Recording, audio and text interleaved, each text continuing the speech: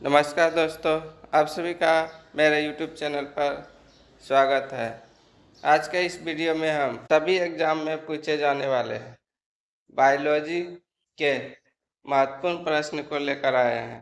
यह सभी प्रश्न एग्जाम में बार बार पूछा जाता है। चलिए शुरू करते हैं आज का वीडियो। लाल रक्त कणिका का जीवन काल कितना होता है? 120 दिन। आत्मघाती थैलियों के नाम से जाना जाता है लाइसोसोम। पीयूष ग्रंथि को नियंत्रित करने वाली ग्रंथि है हाइपोथैलेमस ग्रंथि। थायरॉक्सिन की कमी से होने वाला रोग है घेंघा रोग। प्रथम कोशिका की उत्पत्ति किस स्थान पर हुई? जल में। कोशिका का शक्ति गृह है माइटोकॉन्ड्रिया। लाइसोसोम की खोज किसने की? डी दुबे ने। प्राणी में सबसे लंबी कोशिका है तंत्रिका कोशिका। वयस्क लाल रक्त कणिकाओं में नहीं पाया जाता है केंद्रक। मानव शरीर की सबसे छोटी कोशिकाएं हैं लाल रक्त कणिकाएं। मानव शरीर की सबसे कम जीवन काल वाली कोशिकाएं आहार नाल की कोशिकाएं। कोशिका द्रव्य में कार्बोहाइड्रेट की मात्रा होती है 1%। मानव शरीर में पाए जाने वाले अमीनो अम्ल की संख्या है 20। मानव शरीर की सबसे बड़ी ग्रंथि है यकृत। भोजन के प्रमुख अवयव होते हैं वसा, प्रोटीन और कार्बोहाइड्रेट। मनुष्य में 1 मिनट में श्वसन दर होती है 12 से 18 बार। बिच्छू में श्वसन अंग होते हैं पुष्ट फुफ्फुस। जन्म के समय शिशु में श्वसन दर होती है 35 बार प्रति मिनट। श्वसन दर सबसे कम होता है सोते समय। हृदय की स्पंदन की जांच करने की प्रक्रिया कही जाती है ईसीजी। रक्त होता है क्षारीय। फेगनोमेनोमीटर से मापते हैं रक्तदाब। एंटीबॉडी का अभाव होता है रुधिर वर्ग ए और बी में। शरीर में रोग प्रतिरोधकता के लिए जिम्मेदार होती है श्वेत रक्त कणिकाएं। मूत्र के साथ ग्लूकोज का निकलना किस रोग का संकेत है? मधुमेह। मनुष्य के मस्तिष्क का भार होता है 1400 ग्राम। कोहनी की संधि होती है कोर संधि। मानव शरीर की सबसे छोटी अस्थि है स्टेपीज कान की। मानव शरीर की सबसे बड़ी अस्थि है फीमर जांघ की। मानव का मेरुदंड कितनी अस्थियों से मिलकर बना होता है? 33। स्तनी में बीएमआर नियंत्रित करने वाला हार्मोन है थायरॉक्सिन हार्मोन। नारी विकास हार्मोन होता है एस्ट्रोजन। मानव शिशु में अश्रु ग्रंथियां सक्रिय होती है जन्म के 4 माह बाद। मानव शिशु में अश्रु ग्रंथियां सक्रिय होती है जन्म के 4 माह बाद। ट्रिप्नोसोमा से होने वाला रोग है निद्रा रोग। एबीज वर्ग का जंतु है उल्लू। एनालिडा जंतु होते हैं बेलनाकार कृमि। मछली के हृदय की विशेषता होती है 2 कोष्ठीय हृदय। टिटनस के लिए टीका है डीपीटी। एक नवजात शिशु के जन्म के समय कितनी हड्डियां होती है? 306। मलेरिया के उपचार में प्रयुक्त एंटीबायोटिक दवा है क्लोरोक्विन। ऊंट के कुबड़ का निर्माण किस ऊतक से होता है? वसामय ऊतक से। स्तनधारियों के सूत्र में प्रमुख उत्सर्जी पदार्थ होता है यूरिया। मानव शरीर की मास्टर ग्रंथि है पिट्यूटरी ग्रंथि। मानव में अंडे का निषेचन होता है फैलोपियन ट्यूब में। रुधिर में ऑक्सीजन के परिवहन का वाहक है हेमोग्लोबिन। मानव शरीर में उपस्थित जल की मात्रा है 70 से 80%। जनन अंगों के सही ढंग से कार्य करने में मदद हेतु आवश्यक तत्व है मैग्नीज। जनन अंगों के सही ढंग से कार्य करने में मदद हेतु आवश्यक तत्व है मैग्नीज। कोशिका की अनियंत्रित वृद्धि से होने वाला घातक रोग है कैंसर। दांतों का इनेमल बनाने में सहायक खनिज है फ्लोरीन। विटामिन डी की कमी से वयस्कों में होने वाला रोग है ऑस्टियोमेलेशिया। टुंडू रोग पाया जाता है गेहूं में। मनुष्यों में संवेद ग्रंथियों की संख्या होती है 25 लाख। माइटोकॉन्ड्रिया की संख्या सबसे अधिक होती है मस्तिष्क की। विटामिन ए का रासायनिक नाम है रेटिनॉल। बालों के अध्ययन को क्या कहते हैं? ट्रिकोलॉजी। शरीर का सबसे बड़ा अंग है त्वचा। वृक्क में पथरी बनने का कारण है ऑक्सीलेट्स। कोशिका में सबसे बड़ा कोशिकांग है गोल्जी का। कौन सा पादप अच्छा प्रकाश संश्लेषी है? गन्ना। छुई मुई पादप के पर्ण स्पर्श से बंद होने एवं खुलने की गति को कहते हैं कंपानुकुचनी गति। पादप जिसकी पर्ण से नया पादप जन्म लेता है पत्थर चट्टा। मलेरिया रोग की खोज का श्रेय है सर रोनाल्ड रॉस को। मानव नेत्र में लेंस होता है उभय उत्तलीय। मस्तिष्क ट्यूमर का पता लगाने के लिए रेडियो एक्टिव पदार्थ का उपयोग किया जाता है रेडियो आयोडीन का। राइजोम पादप का भूमिगत प्रारूप है तना। दलहन के जड़ में पाए जाने वाले जीवाणु हैं राइजोबियम। पादपों में जल तथा खनिज लवणों का संचालन होता है जाइलम द्वारा। पादपों में बना खाद्य पदार्थ पौधे के विभिन्न अंगों में पहुंचता है फ्लोएम द्वारा। वह यंत्र जिसके द्वारा तने की वृद्धि दर मापी जाती है वह है ऑक्जेनोमीटर। मनुष्यों में मेरुदंड से कितनी जोड़ी तंत्रिका निकलती है?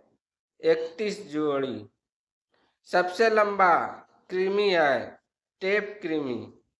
कपड़ा सुखाने तथा दूध से मक्खन निकालने वाली मशीन कार्य करती है अपकेंद्रीय बल के सिद्धांत पर। मानव मस्तिष्क तथा सिर का अध्ययन से संबंधित शाखा है फ्रेनोलॉजी। पौधे का प्रजनन अंग होता है फूल। फलों का अध्ययन कहलाता है पोमोलॉजी।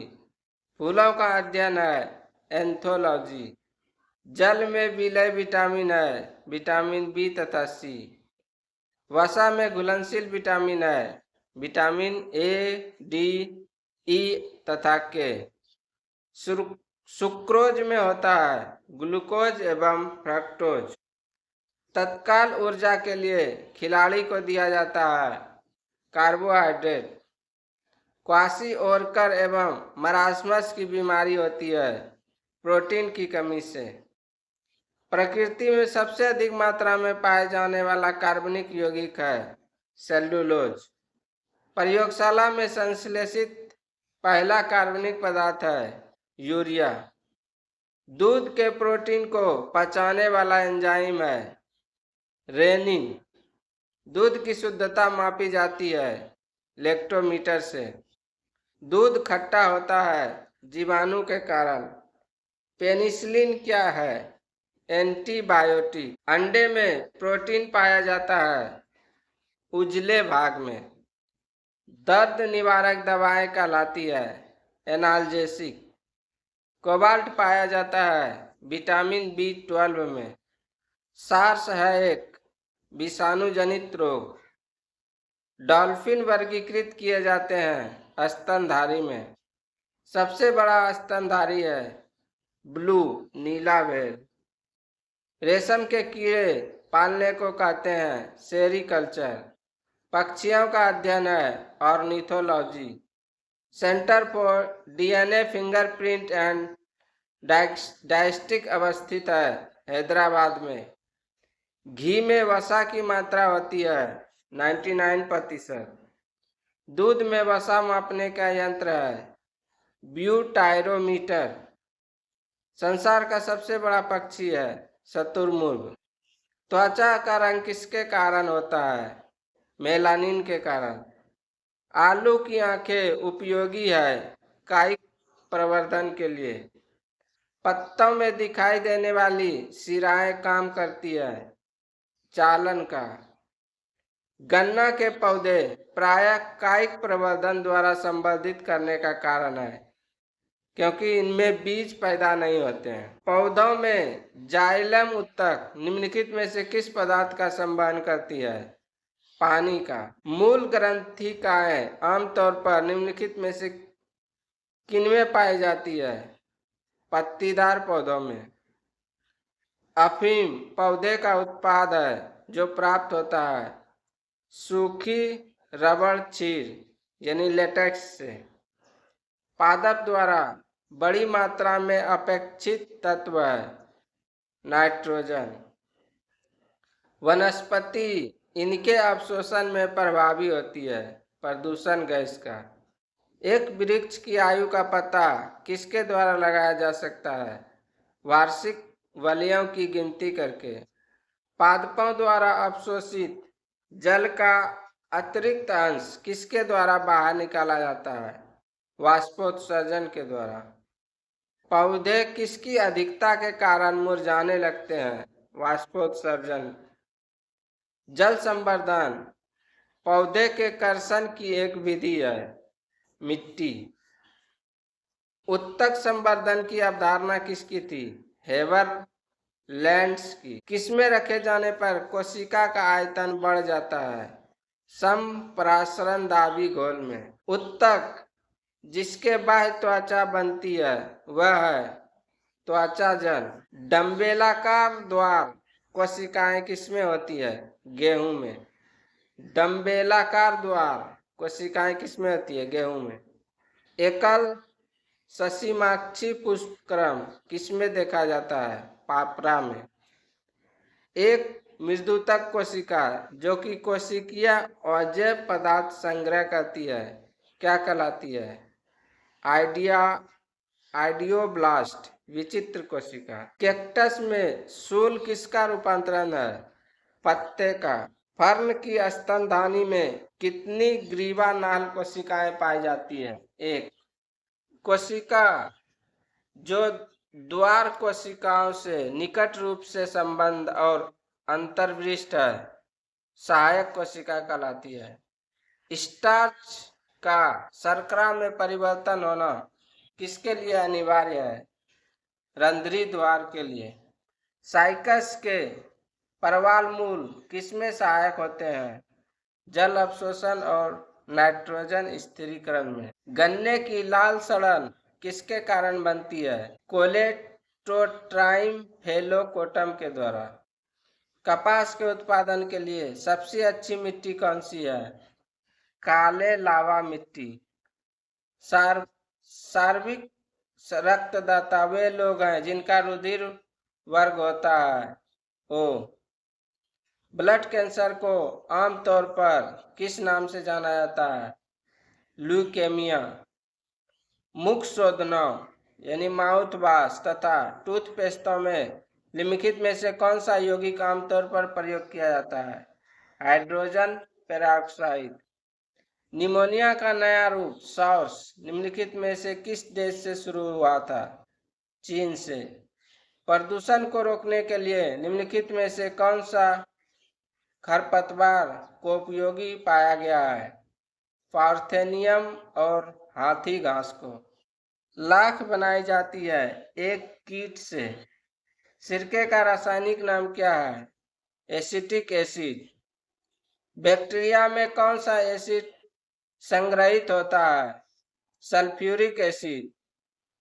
निम्न में से कौन कीटहारी पादप है? ड्रोसेरा। किस संयुक्त राष्ट्र सम्मेलन को पृथ्वी शिखर सम्मेलन नाम दिया गया? पर्यावरण एवं विकास पर 1992 में संयुक्त राष्ट्र सम्मेलन। काजू की फसल पर एंडोसल्फान को छिड़काव के फलस्वरूप महाविपदा के स्तर तक प्रदूषण कहा गया था केरल में। जिसकी लाठी उसकी भैंस। सर्वाइवल ऑफ द फिटेस्ट लोकोक्ति किसकी है? चार्ल्स डार्विन की। ठोस अपशिष्ट पर प्रवेश पदार्थ के विलेपन को क्या कहते हैं? संपुष्टन। बायोस्टेटिन्स और डोलोस्टेटिन्स जैसे अपूर्व ट्यूमर रोधी एजेंटों का पता लगाने में कौन सा स्रोत विशेष रूप से फलदायक रहा? समुद्री स्रोत। 5 किंगडम वर्गीकरण किसने प्रस्तावित किया था? आर.एच. व्हिटेकर ने। कार्बन पदचिह्न किस प्रकार कम किए जा सकते हैं? अपशिष्ट पदार्थ का पुनर्चक्रण करके, ऊर्जा दक्ष उपकरणों का उपयोग करके तथा सार्वजनिक परिवहन द्वारा कम करते हैं। प्रसिद्ध चिपको आंदोलन किससे संबंध है? वृक्ष से। नाभिकीय विकिरण का अत्यधिक दुष्प्रभाव सबसे पहले मानव शरीर के किस अंग पर होता है? त्वचा पर। रेडियो सक्रिय स्ट्रोंशियम 19 के कारण कौन सा कैंसर हो सकता है? त्वचा कैंसर। जिस प्रक्रिया को माध्यम से अतिरिक्त प्रकाश ऊर्जा प्रकाश संश्लेषण में छितरा जाती है, उस प्रक्रिया को क्या कहते हैं? समन। प्रकाश अनुवर्ती संचलन किसके द्वारा नियंत्रित किया जाता है? ऑक्सीन के द्वारा। कार्बन मोनोऑक्साइड की विषाक्तता का इलाज किया जा सकता है प्रभावित व्यक्ति को स्वच्छ ऑक्सीजन से उद्भासित करके। प्रदूषित वातावरण से छोड़े गए विविक्त पदार्थ को प्रायः किस प्रक्रिया के दौरान फिल्टर किया जाता है? छींकने के द्वारा। प्रकाश संश्लेषण तथा श्वसन का सामान्य उत्पाद है जल। मानव शरीर में सबसे बड़ी धमनी होती है महाधमनी। स्तनपायी धून। स्तनपायी धून को उत्सर्जनीय उत्पाद किसके द्वारा बाहर फेंके जाते हैं? आप्रा यानी प्लेसेंटा के द्वारा। किन मूल इकाइयों से मानव के अतिरिक्त भाग तैयार किए जा सकते हैं? स्टेम कोशिकाएं से। निम्नलिखित में से किस भारी धातु की विषाक्तता यकृत सिरोसिस पैदा करती है? कॉपर। पीलिया किसके संक्रमण के कारण होता है? यकृत। अत्यधिक शराब पीने वाले व्यक्ति निम्नलिखित में से किस बीमारी के कारण मरते हैं? सिरोसिस।